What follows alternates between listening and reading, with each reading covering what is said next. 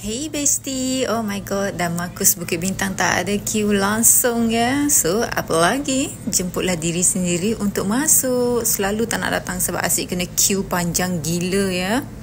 Sambil tu, jom kita cermin keberuntungan diri sendiri dulu. And of course, must have adalah air teh dia ni. Kalau korang datang sini tapi order air kopi lah, air gas lah, air kosong lah, tolong ya balik rumah ya. Dalam banyak-banyak teh dia ni je yang membuatkan tak sakit perut selepas minum. Jadi always one of must have drink kalau tiap kali datang kedai-kedai macam ni.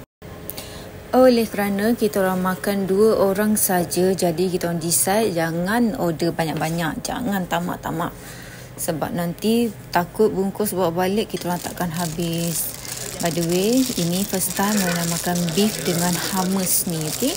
Selalu tiap kali Marina lalu dekat luar tengok orang asyik makan benda ni, and even though few time Marina datang pun Marina tak pernah berani nak try rasa benda ni.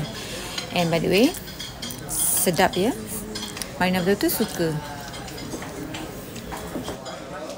Andai kata korang harapkan review-review yang gempak daripada Marina, nak bagi tahu tekstur makanan dia macam mana, beef dia rasa kering ke, hummus tu rasa soya ke, kacang ke, oh minta maaf sangat-sangat lah.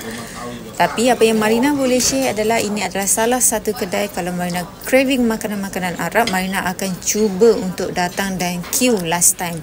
Tapi kebetulan hari ini rezeki Marina dan juga Syah, kita orang tak payah queue pun, kita orang just straight away masuk dengan senang hati. Lastly ni, wajib korang kena ambil kunafa dia, sebab kunafa dia is the best kunafa yang Marina dah try dekat area Bukit Bintang ni. Even though kunafa viral yang dekat tempat lagi satu pun tak boleh fight dengan dia, okay? Last but not least, please subscribe me. Thank you.